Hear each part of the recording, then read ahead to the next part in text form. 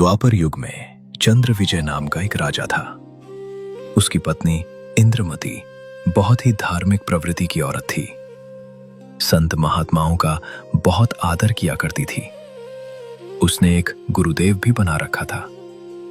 उनके गुरुदेव ने बताया था कि बेटी साधु संतों की सेवा करनी चाहिए। संतों को भोजन खिलाने से बहुत लाभ होता है। एकादशी का व्रत, मंत्र के जाप आदि साधना करने से भगवान की प्राप्ति होती है। तू ऐसे ही साधु संतों की सेवा करती रहेगी तो आगे आने वाले जन्मों में भी तू ऐसे ही रानी बनती रहेगी। रानी ने सोचा कि प्रतिदिन एक संत को भोजन अवश्य खिलाया करूंगी। उसने यह प्रतिज्ञा मन में ठान ली कि मैं खाना बाद में खाया करूंगी, पहले संत को खिलाया करूंगी। इससे मुझे याद बनी रहेगी, कहीं मुझे भूल ना पड़ जाए। रानी प्रतिदिन पहले एक संत को भोजन खिलाती, फिर स्वयं खाती। वर्षों तक ये क्रम चलता रहा। एक समय हरिद्वार में कुंभ के मेले का संयोग हुआ। जितने भी त्रिगुण माया के उपासक संत थे, सभी गंगा में स्नान के लिए, परभी लेने के लिए प्रस्थान कर गए। इस कारण से कई दिन रानी को भोजन कराने के लिए कोई संत नहीं मिला। रानी इंद्रमती ने स्वयं भी भोजन नहीं किया। चौथे दिन अपनी बांदी से कहा, बांदी देख ले कोई संत मिल जाए तो, नहीं तो आज तेरी मालकिन जीवित नहीं रहेगी। चाहे मेरे प्राण निकल जाएं परंतु मैं खाना नहीं खाऊंगी। गोता मारूं स्वर्ग में और जा बैठो पाताले। कह कबीर ढूंढता फिरूं अपने हीरे माणिक लाल। वह दीन दयाल कबीर परमेश्वर अपने पूर्व वाले भक्त को शरण में लेने के लिए न जाने क्या कारण बना देता है। बांदी ने ऊपर अटारी पर चढ़कर देखा कि सामने से सफेद कपड़े पहने एक संत आ रहा था। द्वापर युग में परमेश्वर कबीर करुणामय नाम से आए थे। बांदी नीचे आई और रानी से कहा, मालकिन, एक संत आ रहा है सफेद वस्त्र में, जल्दी उन्हें आदर से बुलाओ। बांदी महल से बाहर गई तथा प्रार्थना की, साहिब, आपको हमारी रानी ने याद किया है। रानी ने मुझे क्यों बुलाया है? मेरा और उसका क्या संबंध? महाराज, हमारी रानी कई दिनों से भूखी है, संत को भोजन कराना चाहती है। रानी को आवश्यकता पड़े तो यहाँ आ जाए, मैं यहाँ खड़ा हूँ। तू बांदी और वह रानी। मैं वहां जाऊं और यदि वो कह दे कि तुझे किसने बुलाया था, या उसका राजा ही कुछ कह दे, बेटी, संतों का अनादर बहुत पापदायक होता है। बांदी फिर वापस आई और रानी से सब वार्ता कह सुनाई। तब रानी ने कहा कि बांदी, मेरा हाथ पकड़ और चल। जाते ही रानी ने दंडवत प्रणाम करके प्रार्थना की, परवरदिगार, चाहती तो ये हूँ कि आपको कंधे पर बैठा लूं। बेटी, मैं यही देखना चाहता था कि तेरे में कोई श्रद्धा भी है या वैसे ही भूखी मर रही है। रानी ने अपने हाथों खाना बनाया। करुणामय रूप में आए कबीर देव ने कहा कि मैं खाना नहीं खाता, मेरा शरीर खाना खाने का नहीं है। तो रानी ने कहा कि मैं भी खाना नहीं खाऊंगी। करुणामय साहिब जी ने कहा कि ठीक है बेटी, लाओ खाना खाते हैं। करुणामय साहिब ने खाना खा लिया। बेटी, ये जो साधना तू कर रही है, ये तुझे किसने बताई है? हे भगवान, मेरे गुरुदेव ने आदेश दिया है कि विष्णु महेश की पूजा, एकादशी का व्रत, देवी पूजा, मंदिर में जाना, संतों की सेवा करना। बेटी, जो साधना तेरे गुरुदेव ने दी है, उससे साधना से तुम जन्म और मृत्यु तथा 84 लाख योनियों के कष्ट से मुक्ति प्रदान नहीं कर सकती। महाराज जी, जितने भी संत हैं, अपनी अपनी प्रभुता आप ही बनाने आते हैं। मेरे गुरुदेव के बारे में कुछ न कहो, मैं चाहे मुक्त हूं या न हूं। करुणामय साहिब ने सोचा कि इस भोले जीव को कैसे समझाएं। इन्होंने जो पूंछ पकड़ ली उसको छोड़ नहीं सकते, मर सकते हैं। करुणामय साहिब ने कहा, बेटी, वैसे तो तेरी इच्छा है, मैं निंदा नहीं कर रहा।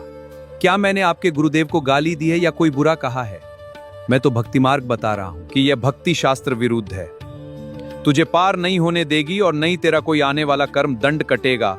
और सुन ले, आज से तीसरे दिन तेरी मृत्यु हो जाएगी। न तेरा गुरु बचा सकेगा और न तेरी ये नकली साधना बचा सकेगी। जब मरने की बारी आती है फिर जीव को डर लगता है, वैसे तो नहीं मानता। रानी ने सोचा कि संत झूठ नहीं बोलते, कहीं ऐसा ना हो कि मैं तीसरे दिन ही मर जाऊं। इस डर से करुणामय साहिब से पूछा, हे महात्मा, क्या मेरी जान बच सकती है? बच सकती है, तुझे नाम उपदेश लेना पड़ेगा और पिछली साधनाओं को त्यागना पड़ेगा। इंद्रमती ने कहा, मैंने सुना है कि गुरुदेव नहीं बदलना चाहिए, पाप लगता है।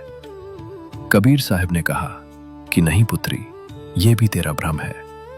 एक वैद्य से औषधि ना लगे तो क्या दूसरे से नहीं लेते? इसको छोड़ना पड़ेगा। वैसे तो नहीं मानती, परंतु मृत्यु दिखने लगी कि संत कह रहा है तो कहीं बात न बिगड़ जाए। ऐसा विचार करके इंद्रमती ने कहा कि जैसे आप कहोगे मैं वैसे ही करूंगी। करुणामय साहब ने उपदेश दिया, तीसरे दिन मेरे रूप में काल आएगा, तू उससे बोलना मत। जो मैंने नाम दिया है 2 मिनट तक इसका जाप करना, 2 मिनट के बाद उसको देखना है, उसके बाद सत्कार करना है। वैसे तो गुरुदेव आए तो अति शीघ्र चरणों में गिर जाना चाहिए। ये मेरा केवल इस बार आदेश है। ठीक है गुरुदेव। रानी को तो चिंता बनी हुई थी, श्रद्धा से जाप कर रही थी। करुणामय साहब का रूप बनाकर गुरुदेव रूप में काल आया, आवाज लगाई, बेटी इंद्रमती आंखें खोलो, देखो मैं तुम्हारा गुरुदेव आया हूं। इंद्रमती।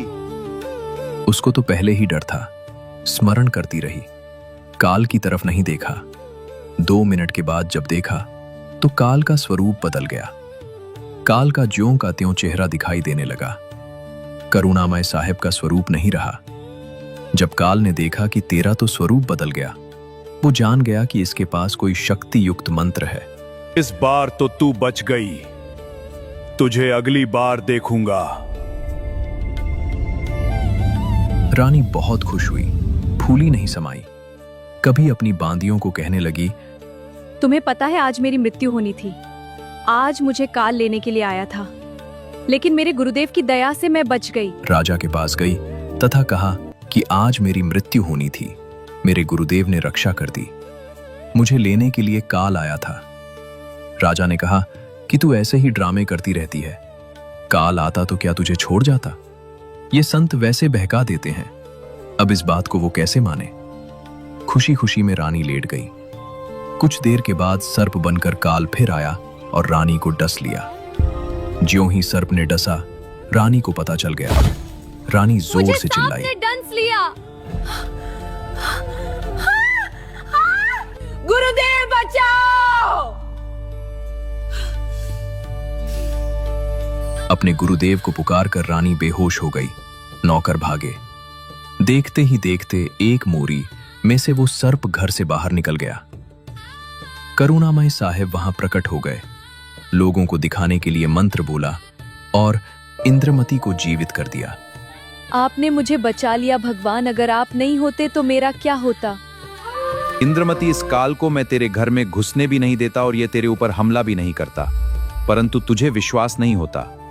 तू ये सोचती कि मेरे ऊपर कोई आपत्ति नहीं आनी थी। गुरुजी ने मुझे बहका कर नाम दे दिया, इसलिए तेरे को थोड़ा सा झटका दिखाया है, नहीं तो बेटी तेरे को विश्वास नहीं होता।